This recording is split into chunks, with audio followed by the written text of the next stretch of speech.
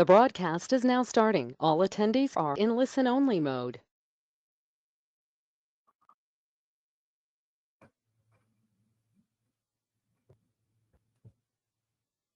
Hello everyone, and welcome to a new edition of the ESB webinar series. Today, in collaboration with the BPH Institute, we have a panel discussion on grant writing with Professor Liz Geddes, Hannah Isaacson, and Ralph Muller. The webinar will be chaired by Alessio, Benedetta, and myself.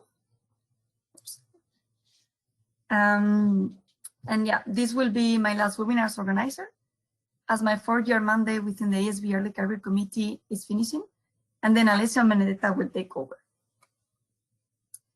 The webinar will be recorded and updated later on, uploaded later on to our YouTube channel. Please subscribe so you don't miss any updates. As we were saying today, this webinar is a special version. Today we have a panel discussion, and this panel discussion is organized in 4 sections. The Q&A panel is open for questions from the audience, as always, but priority is given to the questions that we have ready on the slides. So we want to make the most of this time that we have for today's webinar. So without further ado, let's start by introducing the panelists individually. We have to start with Professor Ralph Muller from ETH Zurich in Switzerland. Professor Muller is internationally acclaimed for his research in bone biomechanics and musculoskeletal tissue regeneration. His work leverages advanced biomechanical testing, simulation techniques, and bioimaging strategies.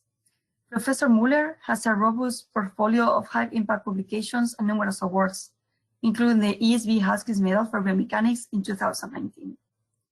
He was awarded an ERC Advanced Grant in 2017. And finally, also relevant for the ESB, Professor Muller served the ESB as council member from 2002 to 2010, including also as ESB president. So that's it. Ralph, with your experience, you probably applied many times for funding, not just for your own research, but also supporting PhD students and postdocs with their own applications. So then we have the first question for you. How many times have you approximately gone through the grant writing process? Does it get easier with time? And also maybe to start putting some realistic rates about grant writing, applying to grants, what would you say is a realistic success rate? Well, first of all, thank you very much for this invitation.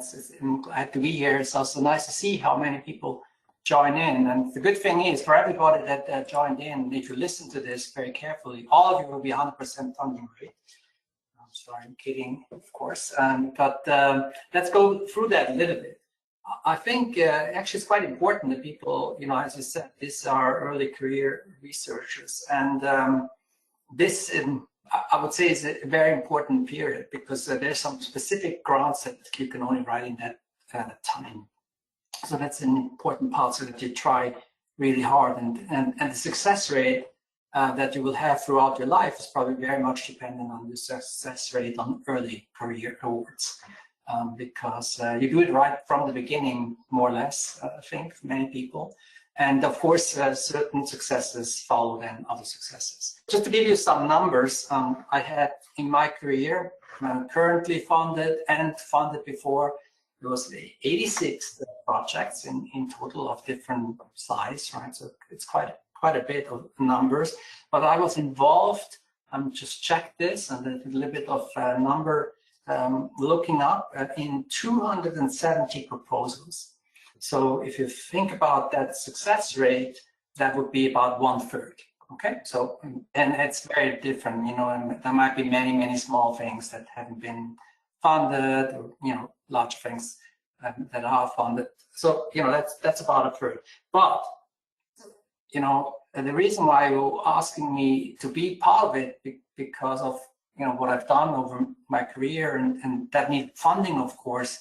And if you look at me as a PI, which is about of the 86 funded projects, and maybe half of the time, right? I'm the PI on those, not a collaborator, right? So not with a group of people. And then my funding rate is 90%. So when I submit my own proposals, then I can get almost always a favorable outcome. Like still 5, 6 projects that did not get funded, but this is quite unusual, I'd say, and maybe there is some reasons why. Because I mean, I will say that I will not submit if I'm not 100% sure that I can give my best. Let's put it this way, right? That I have enough time, that I can really prepare myself, and that it really is a lot of time. So, and when you say, does it get easier with time? I don't think so necessarily. It's actually getting harder because also people are somehow used to that, and for you it's harder as well. You get older, like you don't maybe have not that kind of same type of hunger anymore. When you look at the people, of course, many of these grants that also unfortunately were not successful is also for early career researchers that submitted their own grants, let's say, right? So this is I'm not even might be the host or something like that. And they, of course, I give a lot of opportunities to people and will not be extremely and say, like, I don't think this will work. They need to make their experiences. And so this is a lot of that also maybe sometimes unsuccessful parts. But I always say, if you don't write and you don't submit, you certainly will not get it. So extremely important that you do. So I think there's a little bit how I see this just from the normal point of view, and I think there's more coming later. What is important, and I'll do that later. Yeah, thank you. Indeed, I will also agree with you that the 90% is unusual, but the 1/3 from what we hear from people, that sounds very realistic. So it's also good that you mentioned both things. Thank you. Indeed, we will come back to some of these points that you have already covered later on with the next questions. Let's move to introduce the second panelist today, and that is Professor Hanna Isaksson from Lund University in Sweden. Professor Isaksson specializes in musculoskeletal tissue biomechanics and mechanobiology, with a particular focus on bone and tendon biomechanics. Her research explores the relationship between structure, composition, and mechanical function of musculoskeletal tissues, with applications in bone fracture healing, osteoarthritis, and tendon repair. Professor Isaksson received an ERC Consolidator grant in 2020, and also served the ESB as a council member from 2012 to 2018, including as ESB vice president. So the question we have to start, your experience with the ERC is not only as an applicant and awardee, but also as a reviewer, as you have served on several ERC panels. This means that you have seen the process from both sides. So yeah, seeing the process from both sides, has this given you a different perspective or any insight? And also going back to the success rates that Ralph was already mentioning, how many proposals actually get funded? What you see as a reviewer on our ERC panel? Okay, thank you very much for the introduction and for the invitation to be here from me as well. If we start from the back there with the success rate, I just have to comment on Ralph's 90%. I by no means is close to a 90% success rate on my own funding applications, maybe closer to the 1/3. If we then think of the success rate for an ERC grant, as you mentioned as the example, I think looking at the numbers from last year, it's somewhere around 14%, 13-14%-ish. So as long as you have a better success rate than that, I think you should be, you should be happy. So, anything above 20-30% is probably a decent outcome for many of the bigger grants, at least. What I have learned from serving on the panel, I think one thing you learn when you sit on the other side is to think, you learn to think as the panelist or as the reviewer, and that helps you see things in a different perspective. So it helps you look for, understand exactly what it is the grant agency, in this case the European commission is after. It helps you look for the evaluation criteria, which is often set up, whether it's a smaller scale grant for a travel grant to a conference, or a Marie Curie proposal, or an ERC grant. There are always some sort of evaluation criteria, and being on the panel makes you look for the answers to those criteria. And that also means that you become better when you write yourself, to make sure you're clear on the points that this particular grant is for. So I think that's one of the key take-home things. Then you see a lot of how different people write, and so. But that's less important. But learning to think as the panelists help you also think as a panelist when you sit on the other side and write your next grant yourself. I think I'll stop there. Thank you. Yes. Okay. These are indeed, also realistic numbers, so we can also put ourselves in comparison, right? And certainly learning to think as a reviewer also will be very helpful during this panel discussion, because then you can also give us some of these tips and types of questions that the reviewers normally ask to their applicants. So let's move then to introduce the third panelist that we have today with us, and that is Professor Lisbeth Gerries from the Universities of KU Leuven and the University of Liège in Belgium, and also the executive director of the VPH Institute. So Professor Gerries focuses on multi-state modeling of biological processes, particularly in tissue engineering and regenerative medicine, and has an extensive experience with interdisciplinary projects. She has received 3 prestigious ERC grants, the starting grant in 2011, and consolidator grants in 2017, and recently in 2023 to fund her work. And Professor Gerries, as I said, is the executive director of the VPH Institute. And this institute also, one of her roles there is to advocate for the use of in silico modeling in healthcare. So let's go with your question. Liz, apart from securing 3 ERC grants, you have also received along your career many others from both national and European funding agencies. And not only many others, but also at different stages of your career, right? From when you were already, let's say, an early career researcher, as we are mainly here, so as a PhD candidate, to now. So then my first question is, are there any major differences between applying to these different funding agencies, national or European? Well, thanks, Laura, for the introduction. And maybe I can complement what Hannah and Ralph have been saying before. I didn't do the count of my success rate, but it's for sure not 90%. I think it's even south of 30%. I had always heard that 1 in 6 would be a good way, especially if you go to certain funding agencies that have very low success rates. And that is maybe one of the major differences between funding agencies. It is the success rate. It also depends with how many people can participate, whether it's European or national. Like in the Belgian national system, I guess the funding rate will be somewhere between 15 and 20%. Hannah already indicated ERC, it's between 10 and 15%.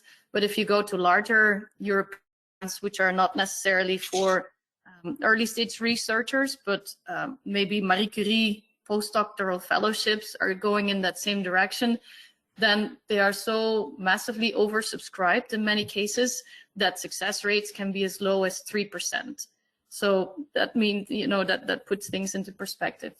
What is different between the funding agencies, similar to what Hannah said, is they want different things. They look for different ways of doing science. Some will be very deliverable, targeted, and you need to be very clear in what you will do, when you will do it, and how you will do it, and that is what you will be funding on. Others are more looking for blue sky research. But what they all have in common is that, especially in fields, interdisciplinary fields like ours, you will be confronted with reviewers that will not be in your field, that do not know you. And so what they have in common is that you need to explain to the reviewers what it is that you want to do, how you see things, how you interpret things. Sometimes there is no good definition of, for instance, what is a digital twin, or there is no, there's no consensus. Well, then you have to start by explaining how you see it, and then you can write your grant. And so in that sense, that is what is common between the funding agencies, the reviewers that sit behind it, that need to understand and that you need to take along and explain why it is important, why it fits the call, and why they should fund you.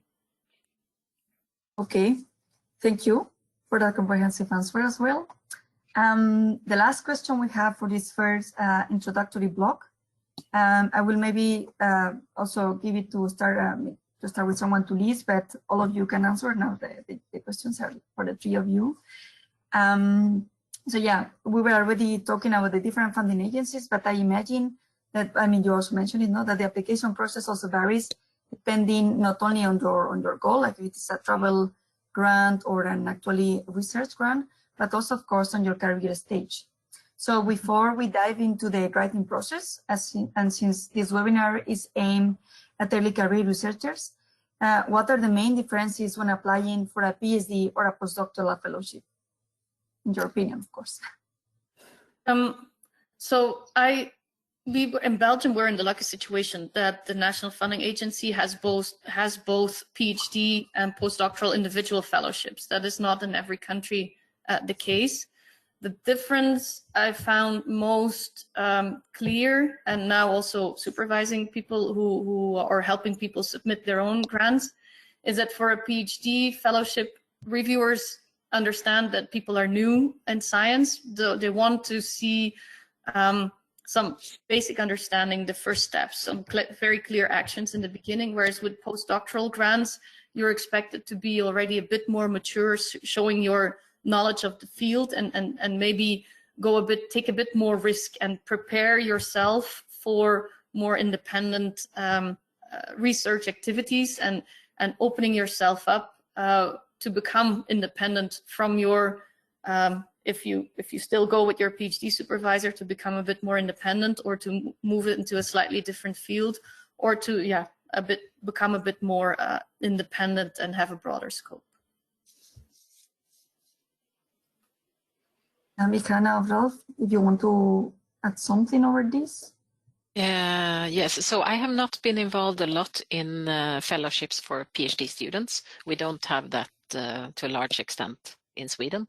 But when it comes to postdoctoral fellowship or postdoc grants, I've been reviewing in a few different situations and also supporting. And I think, like Liz is saying, it's a lot about showing maturity, or how this will benefit your long-term career, at least those that I have been involved in.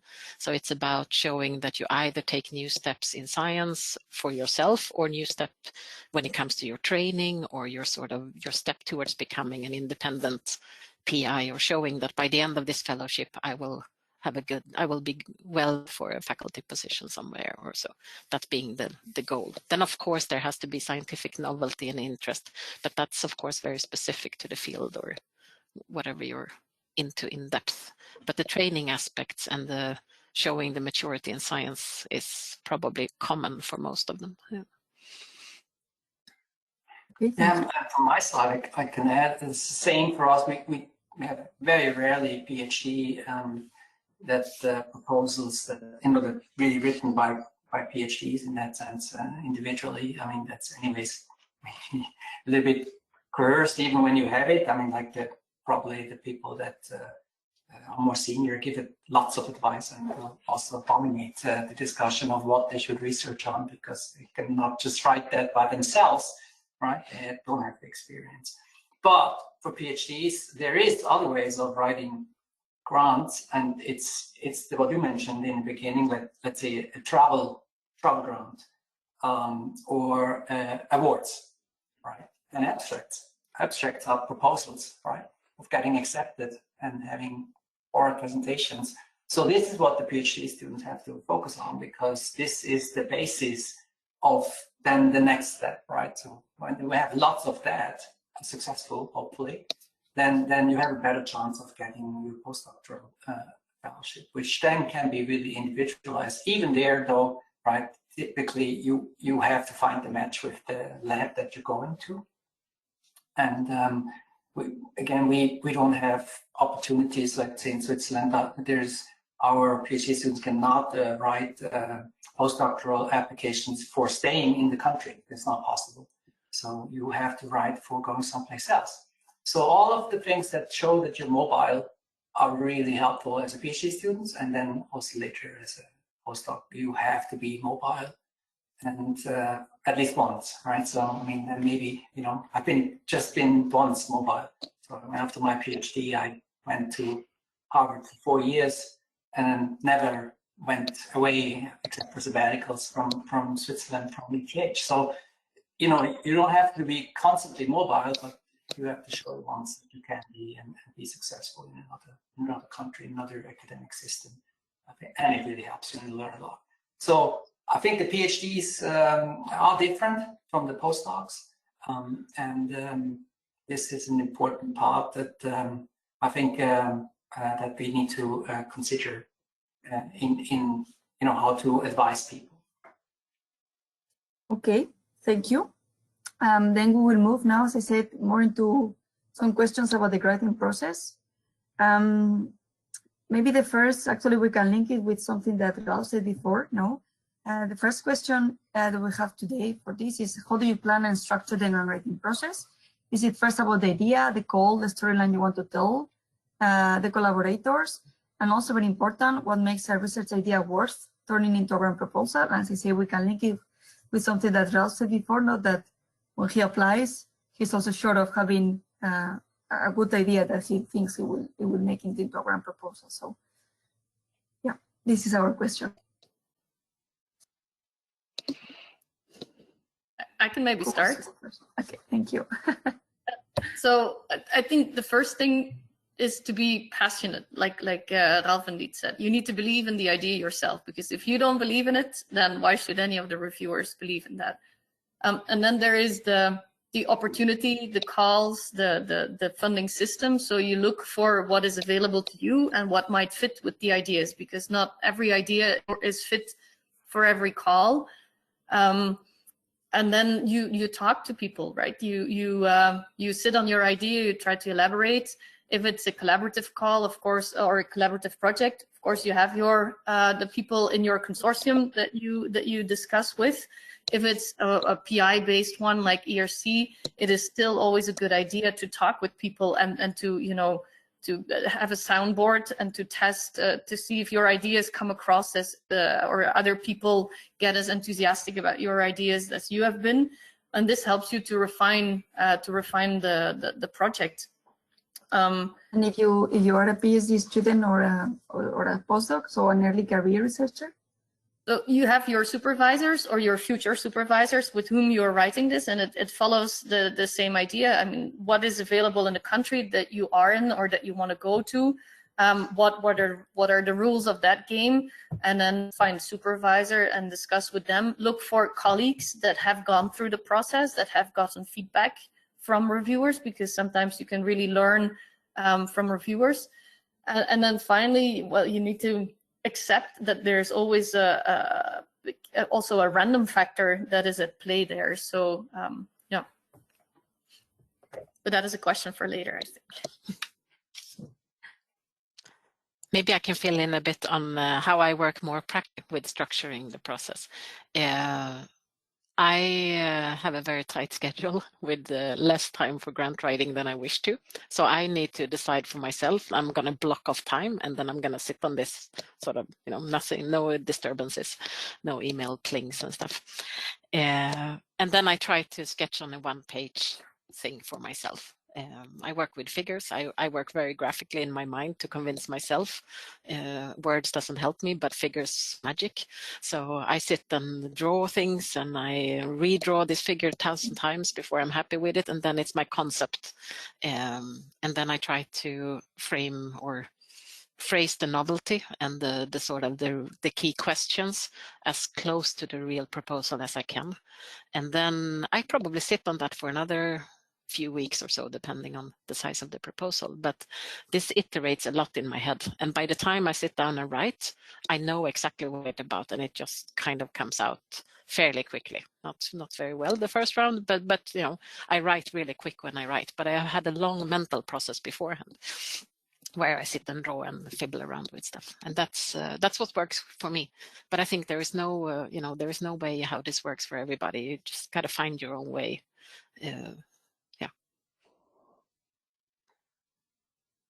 Yeah, maybe I chime in there as well. I mean, that's certainly for me as well in terms of this thinking, this thought process. This is, I think, extremely important that you are quite secluded in that. It might even be in my earlier times when I had good memory that I would not even draft anything on a piece of paper. I'll just have it in my head and toss around with the ideas and then, you know, but then put it on paper. And for example, for me, and that's really, really individual. For example, I'll think about a title, and that title somehow is my right recognition in that sense, right? It should reflect what the call is all about. So when I wrote read through your questions, then in this question I wrote, you know, what is important, how to do that. It's actually opportunity. So it makes no sense to start writing or in your head thinking about your next research when you don't know whether there's an opportunity to submit. So you need to think about what you're writing for, and then I think it's you need to learn, right? First, what are the successful elements in that? I mean, what's call about, for example, right? So Marie Curie will be general, nothing, right? So you have no indications there, but it gives guidelines on what's evaluated. So you need to read a lot, and I see a lot of people not addressing the questions that are given. You know, there's even an evaluation sheet often, right? And what they evaluate, and you don't give your reviewers information exactly on those points. The best thing you can do is to always have exactly those points. So you have to think about that when you write, that somehow you address all of the things, not just the titles of your paragraphs, right? I mean, they give you the structure, that's fine, but that's very vague. But what will the reviewers be asked?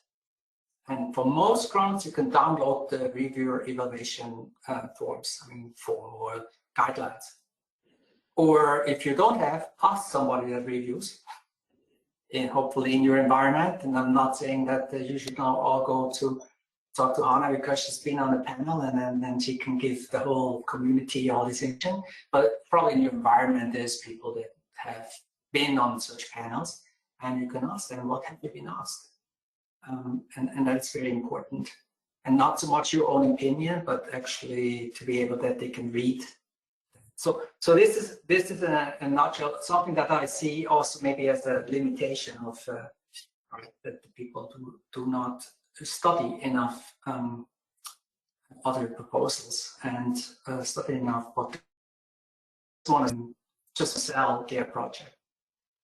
Okay, thank you. That was a very comprehensive answer from all of you. And that actually already gave us the link with the next question. Because of course, when we write a grant proposal, and here again, we try to focus on PhD or postdoc level, there is always a certain structure to follow.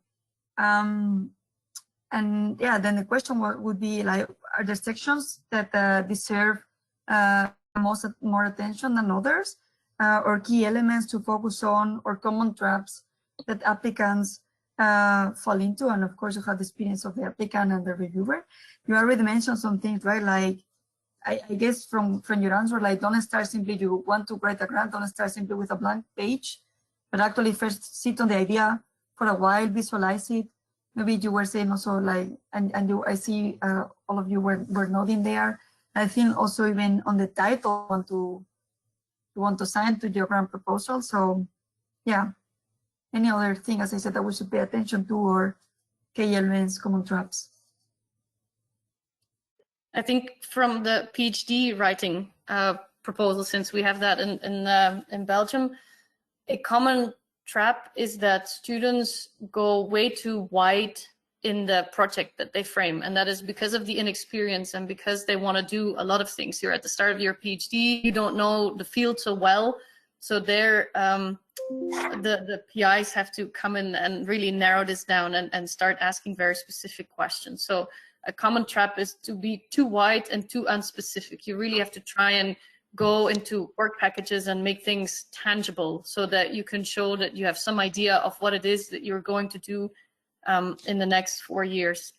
And I think another common trap, and especially now with and all the tools, is that it comes off as too slick. I mean, this is still a scientific proposal.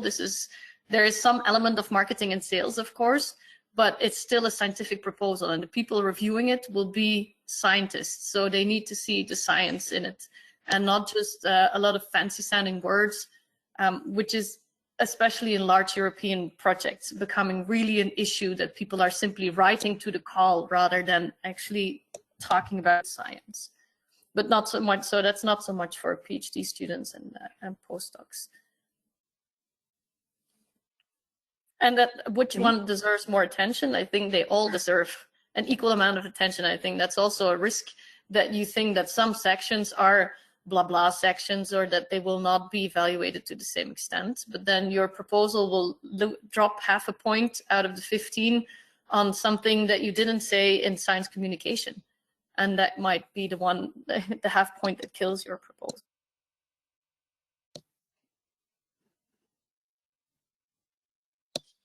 I don't know if Ralph or Hannah would like to add something, or we move. I can start. I think when you are early, one of the important things is the person, right? So, which you cannot ask ChatGPT to write about, right? Really you. So, and it's actually the person who needs to shine, right? And so you have to think about who you are and how you can shine the best, right? And the rest will be decided by others, but often people do not do it the right way, I think, because you need to be able to separate you from the rest. I mean, then the science has to be excellent, right? But if the fundable, then there's no chance, because then there will always be, why did you come up with such an excellent proposal, you know, scientifically, but you have not any indication that yourself is really knowledgeable about that. So you have to show, right? There's a lot of such sections where you talk about yourself. And I think from that point of view, what you need to focus on, you know, it's also the section is your past. I mean, because it's your past that brings you to the future. So about a good way of writing what you've done in the past, and that the next step is just a logical next step, actually. You know, you don't have to do much more than that. You know, because otherwise you'd say like, oh, no, this is much more fascinating, the research that I'm proposing to you, than what I ever did before. And then why would you be the right person to do that, right? Why didn't you do such impactful work already before? So I think it's important that you're very proud of what you have accomplished in your PhD or in your postdoc, and then take that and put it on the next level, rather than disconnect and go like, you know, I always did everything in humans, right? And we did clinical studies, and the next time though, I want to do zebrafish, right? Because it's very hot and I want to do genetic alterations or something like that. It takes time to make these steps. And I think this choosing the right person, you can also, you're the host. I mean, you can make some faster changes, right? But it's always a danger that they say, well, the host is excellent, but I'm not sure you actually have the right skills. So you have to be careful about that. That would be my recommendation. Okay, thank you. That's something, Hannah? Yeah. Yeah, I think the only addition I wrote down was make sure that comes through, so that you as the person, in terms of training or in terms of what additional experience will this bring you that will benefit your career or your next step and so on. And I think for both PhD and postdoc level, that's really important, because it's funding that goes into science, but it's also funding that goes into you, with the idea of benefiting the academic system long term. Okay, yeah, that is of course aligning with what you said before, right? That the grants that normally get funded are the ones that you see this personal growth, or like the something beneficial for the career. Okay, yes, thank you. Let's then connect also this, because we are talking about how to, for example, Liz was saying that a common track is to be very wide in the field, and that it's better like to narrow down the idea and be very specific. So of course, yeah, when we are early career researchers, maybe a postdoc, I mean, someone applying for a postdoctoral fellowship, maybe not anymore, but certainly someone applying for a PhD program is. So then how can early career researchers effectively communicate the novelty and the significance of the research, I mean, of the research idea and the proposal?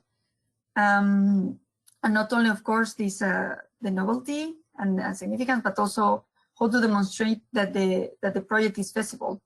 For example, for maybe not for a PhD, as I was saying, but for a postdoc, more mature science perspective. So how important is it to include preliminary results in a grant proposal, for example? I think that's very difficult to answer, because it's so dependent on the kind of call that it would be, or what is this particular funder expecting. But novelty is always important. And then, of course, if it's a smaller project on the PhD level, the requirements for novelty will be much smaller than if it's a bigger grant or even bigger. So of course, it will scale with size what is expected in terms of how big steps forward you should take in your field. When it comes to preliminary results or feasibility, I think it can be done in many different ways. It can be based on what's established in literature. You know, this method is established in literature. Now I'm going to take it and use it in a slightly different way to answer a different research question. Or it can be based on what your supervisor or your future host, their experience compared to your training and background. So I don't think you necessarily always have to have a lot of preliminary result, particularly on the proposal, but you need to demonstrate feasibility in one way or the other. And it can be done in many different ways. Yeah. And if I can complement to this, the novelty and significance can be demonstrated also in many different ways. There is the larger context, and then you're making a specific contribution, but you might also want to explain why you feel this is novel and how this is novel in some field, or maybe you're taking a method from one field and you're applying it to the other field, so that to reviewers from this first field, it might not feel so new, but actually the way you're applying this is new, even if the method is not new. So again, it's a matter of trying to have a conversation with your reviewer and explaining exactly the rationale behind everything that you do. Yeah. So my take on this would also be that in terms of, for example, preliminary data, that should be coming from your papers, right? That you have, to some extent. So you can be brief on that. If you have preliminary data that is not yet published, it's better to put them in the grant, right? In the proposal, not in the preliminary data section. Because if you then propose to do what you've already done, it will work, right? So I think it's a very good part that you start with something that you have almost accomplished to some extent. That's your preliminary data. And then you describe what you would do, and the reviewer will read it and say, this is feasible, because you actually have done it already. This is just something I do. I mean, I'm not saying that is the only way, but I think this works really well. So don't sell all the things already, right? And this is maybe I forgot to mention that in terms of also a common trap is that people overpromise So they constantly overpromise, and the reviewers are very good in noticing overpromising, because they say, like, within that amount of time, with that amount of money, we'll never achieve that. So do not, right? Underpromise and overdeliver. That is what you should be able to do. And I know it's hard to have that, right? You want to put everything in, but sometimes it's better to hold back a little bit, so that that they think like it's feasible, it's possible. They have a good idea of what they want to do. It's well described, right? And that's much more important than kind of, we'll find out at that point, or something along those lines. So this is something that I think is very important. But to have a track record inside, so that would be maybe what you mean by preliminary results. I think this is super important, so that people see where you come from. I mentioned that before. So that they really see that you are the person that has done that, can do that again. I think for me, I mean, that's how I do it. I think that's a really important part. And maybe one little comment about novelty. So most of the journals these days do not allow you to use words novelty in the manuscript description, because it doesn't mean anything. So you have to really think about what's new. So I think this is very, or even first time, right? So you need to think about not just novel. Not novel has been, people have not been exposed to that, something like that. Maybe not new, right? Been there before. In your field, it's novel. But I think you need to make this new, which is not possible. It's just that wording. But just my experience now with the journals is that they less and less, I mean, it depends a little bit on what kind of journal, of course, right? But if you want to get it into a, maybe also something that is commonly, I mean, like across fields, then they do not like when you say novel or novelty of it. But really, what is new? What are you doing that nobody else has ever done? I think that's good that you can. Okay, great, thank you. Can I maybe make one comment just to circle something that Ralph has said before about doing your homework on the panel? Because I know that in the Flemish Science Foundation and also ERC, there can be differences in review culture between panels within the same funding organization.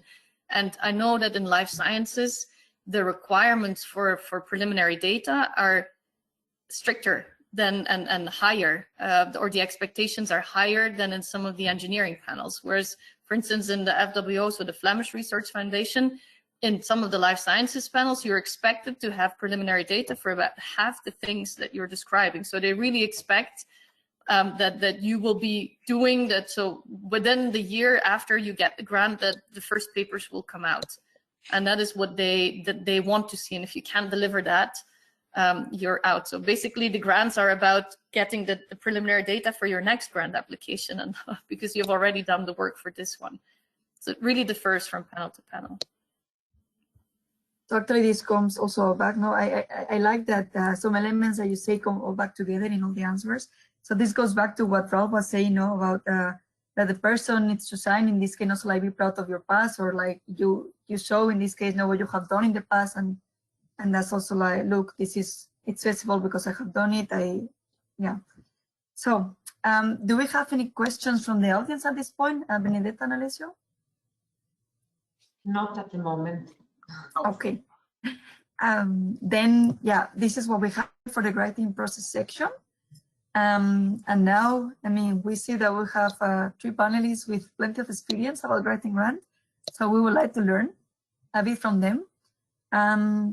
Maybe let's start with one we could, yeah, this could also have been at the end. We have another one at the end similarly, but and I think we have a lot of PhD candidates in the audience. So from your experience, no, if these people, if these I mean, these early career researchers will have to write now their first grant proposal, what advice would you give to them?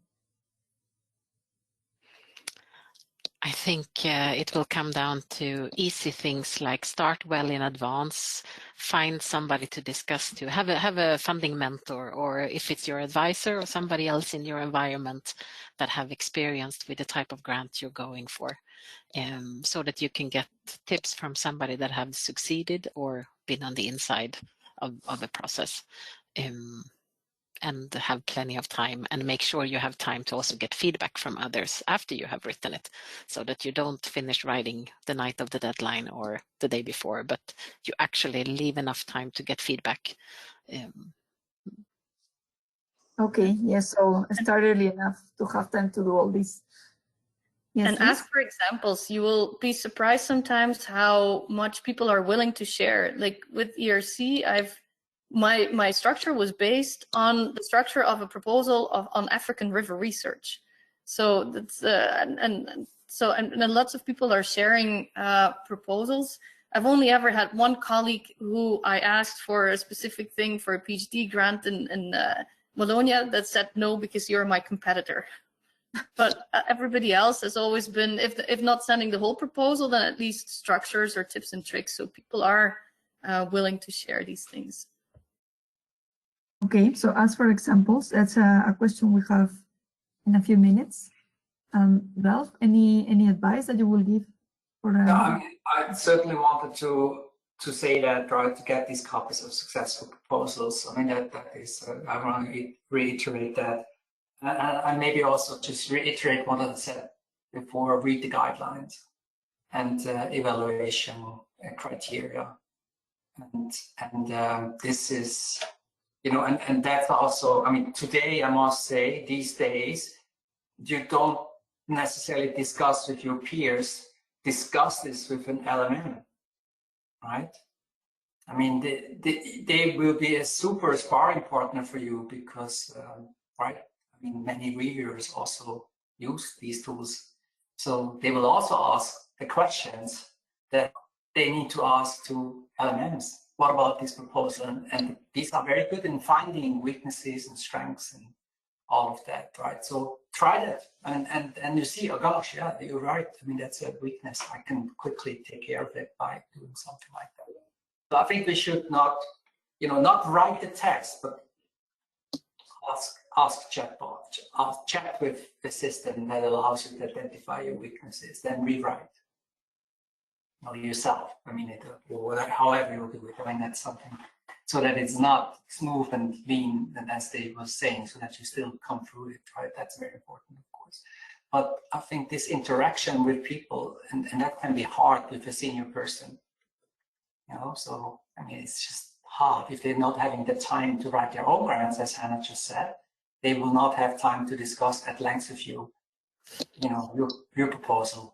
So that's even not meant to be competitive, but sharing my proposals, I'll do, right, on the right level. I mean, you know, you might have to involve your host or something like that, right?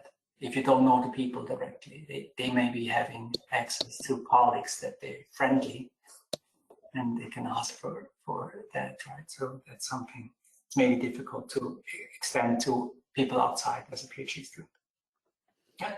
Okay, so maybe I'm gonna skip one of the questions we have now, since you are all mentioning here now about sharing your applications and reading examples from other people. Maybe in short words, of course, not a full example, but can you share an example of a grant proposal you have written that was particularly successful, and most importantly, what made it stand out? Like, was it the idea, the storyline, the collaborators, or something else? For me, the one that I mentioned about African river research, I could follow that proposal. I could understand why the person was excited about it.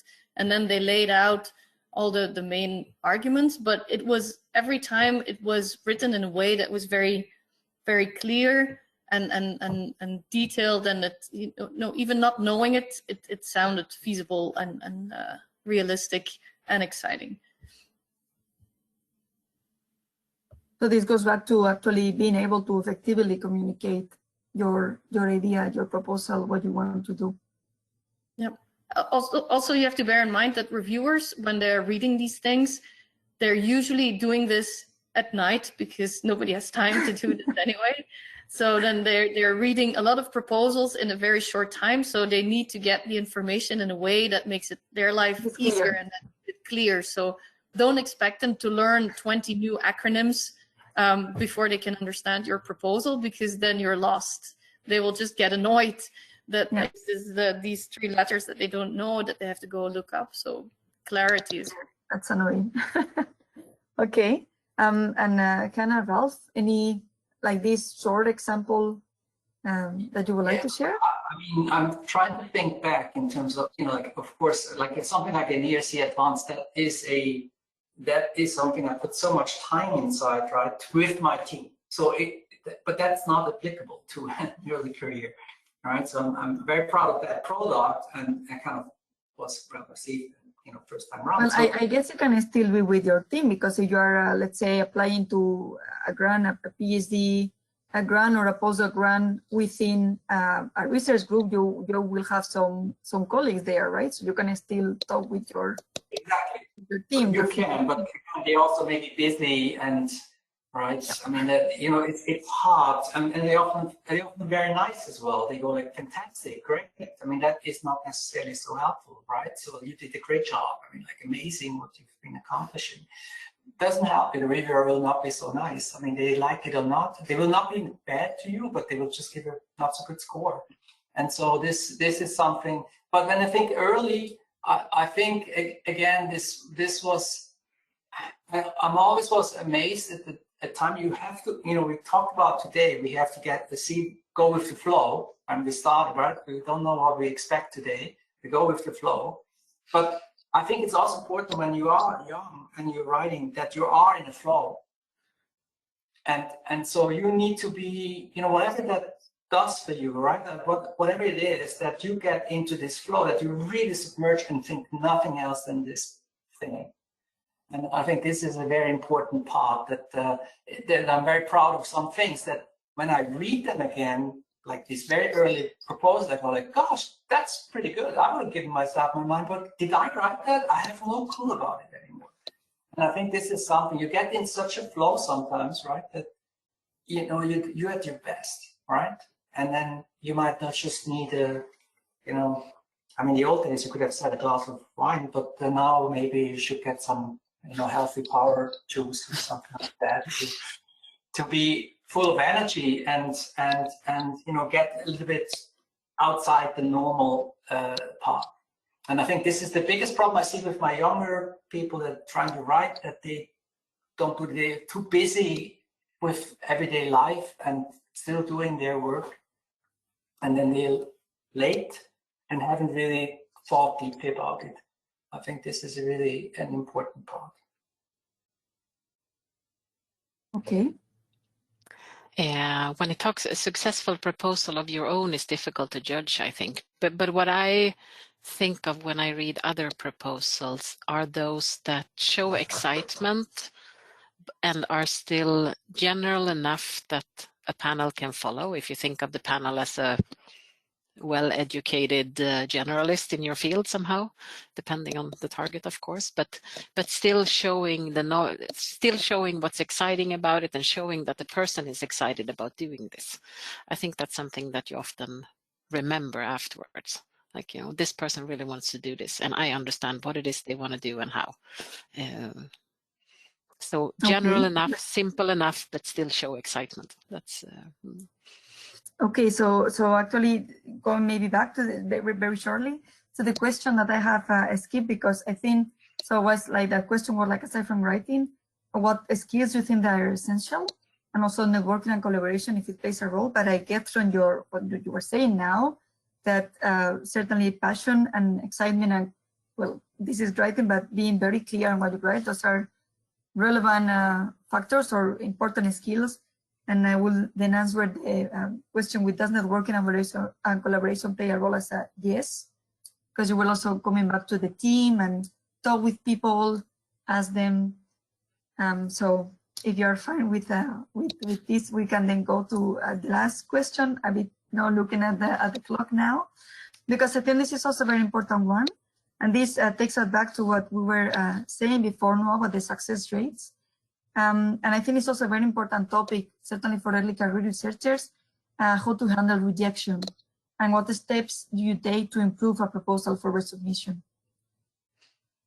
I think depending on the granting agency, you get feedback from reviewers that might be more or less useful. I think it's always important to remember that in most of the cases, there is nothing personal about this. They're reading this and they're just, you know, trying to find weaknesses and strengths and just reporting these as they are. And those weaknesses that they identified, sometimes it's not really a real weakness, but in the construction of the project itself, but more in the communication of it. So those can be really easy ways of improving your proposal. I think what is very important about rejection is, well, somebody once told me you have to shrug at rejections and you have to celebrate the victories.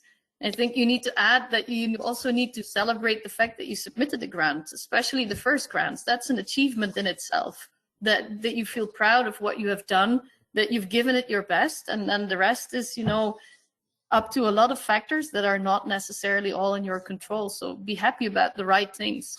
And if you've written a grant and you didn't get it, it still helped you putting your PhD trajectory or your postdoc trajectory on paper, and it allowed you to think about this. So that's also a win, and maybe not now, but maybe you can resubmit, or maybe you can just use it going forward in your science. So there's always a win somewhere.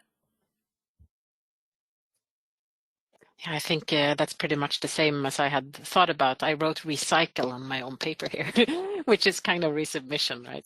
But think that the grant writing process helps you get your thoughts together and helps you formulate the science you would like to do.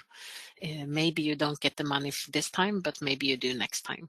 So, I mean, rephrasing, reframing, taking out certain parts that fits another grant opening means that all the time you put in there is not in vain. I mean, you can reuse.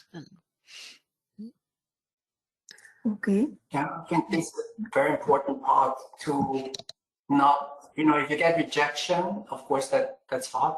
I certainly don't like it, and that's why maybe my success rate is high, because I don't try things that I feel like I don't have a good chance, right? So this, you know, it's a long career, so I still have lots of grants, but I will not try that. And so of course, when you fellowships, you have no chance, and actually you have only 1 or 2 times an opportunity to write a fellowship for a postdoc, for example, or for a PhD student application. You can do it once. I mean, that's it, right? If you get funded, fine. If not, then you need to do something else.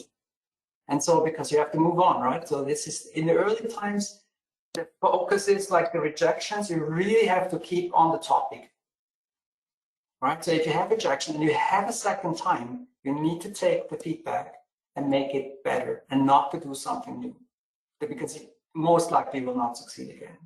Only by a revision you may be getting higher up in the ranking. And of course, like some European, the good thing about European projects or MSCA or something like that, they give you ranking even, right? So then you also need to know, right? So if you're like kind of triaged almost, right? And maybe it's not worth it, right? So I mean, that's maybe then you should go somewhere else. You should try something else. I mean, this is an important part, right? That you look at your chances to some extent. Are you close to getting funded, or are you, somebody needs to be below average, right? And it's not at the end of the world for that thing. And then if you are, then maybe it's not for you, you know. So I think this is an important part, that you try to, early, you need to try to avoid rejection, because you don't have many options. So that's again the part. So you should. But if you have, revise and go with what you have, what you know. You probably have a few more papers to show or something like that, more preliminary. Okay, thank you. So maybe to wrap up then this part of the panel discussion, the last one, I mean, is very short. But then, as you said, no, that it's important that, well, Liz was saying that there is nothing personal, right, about the grant rejection, because I will get from that it's a rejection to the proposal, and maybe you were also saying before, no, there are a lot of random factors. It's a reaction to the proposal, not to the candidate, and maybe that's also something that we can. I mean, that the candidate is because I feel that this could be for early career researchers, no, like if you have, as Ralph was also mentioning, 1 or 2 chances, and if those are gone, then yeah, the chance might be gone. So I don't know, you will add something else over that?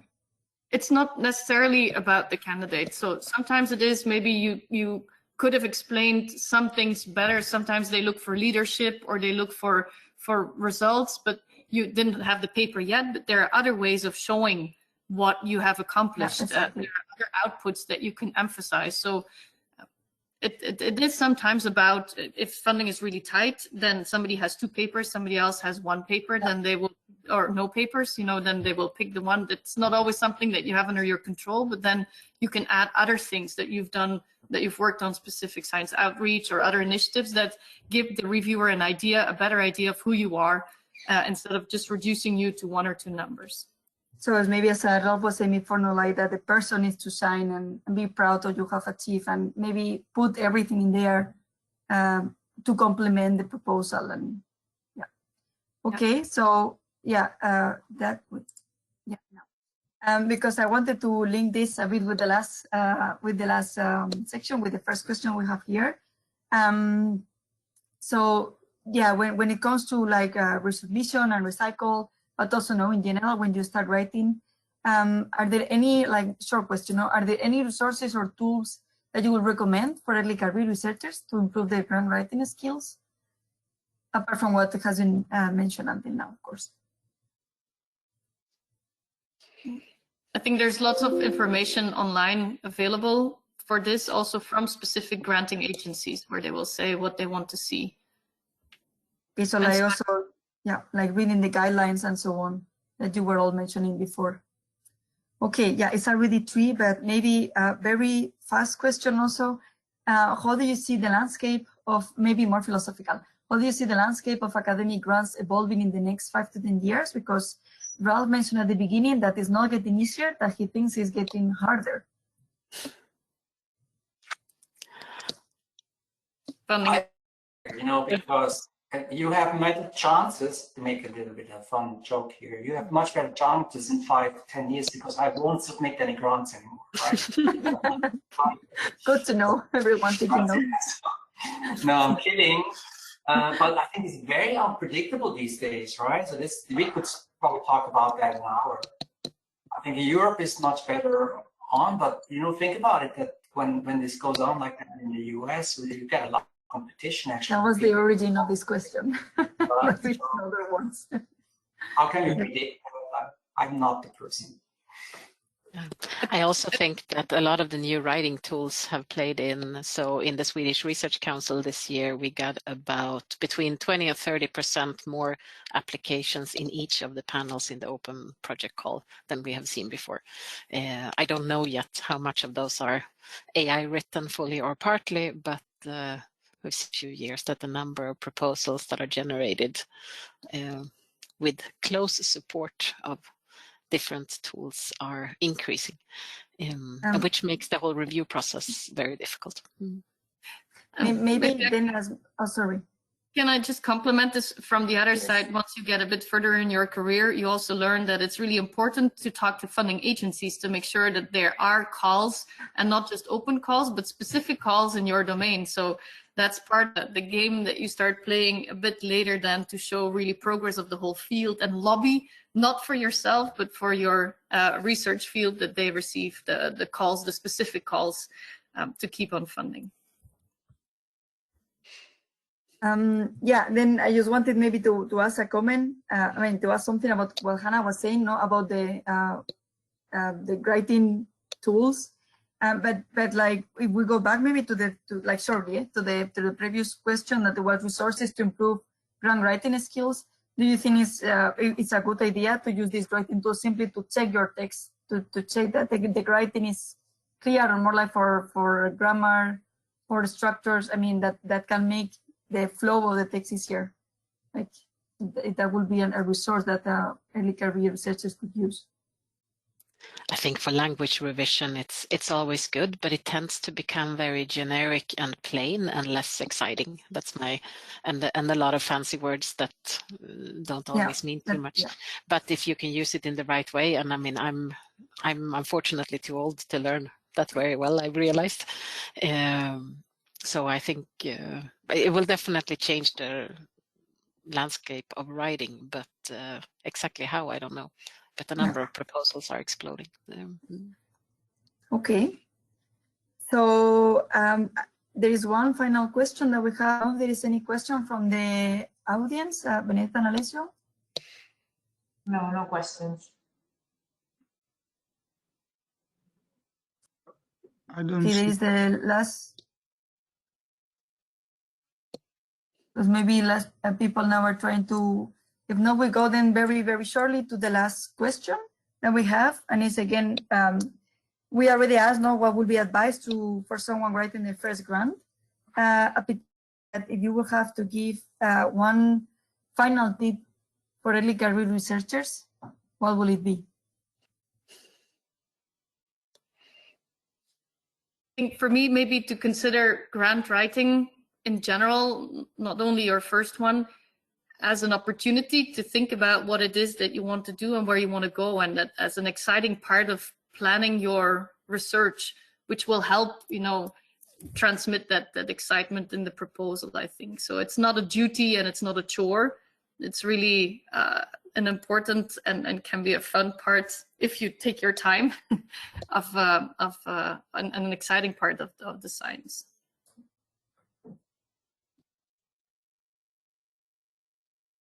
Thank you, Liz. I don't know if Hannah or Ralph would like to also give like a final tip.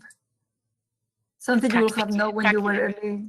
Yeah, well, practically, I would go for read the guidelines again, look at the evaluation questions and make sure you clearly answer those. That's right for the panel. Perfect, yes. My side, that before. Go on. Oh, sorry, somewhere else. It's like, I know it's hard, but you really need to underpromise and over-deliver, right, to have a career, because otherwise you have used all your shots in the beginning, and if that's not even good enough, right, there's nothing to come. So I mean, it's very, very important that you are quite clear that this is accomplishable, right? So this is, people get so excited about other opportunities. The grass is always greener on the other side. We're doing much better in this new research area. And that's something that the people that are successful, I think, in this business don't do so much. They think their work is really exciting and they know what they can do, and they will just show that and then have an easier time to complete these things and get the next level.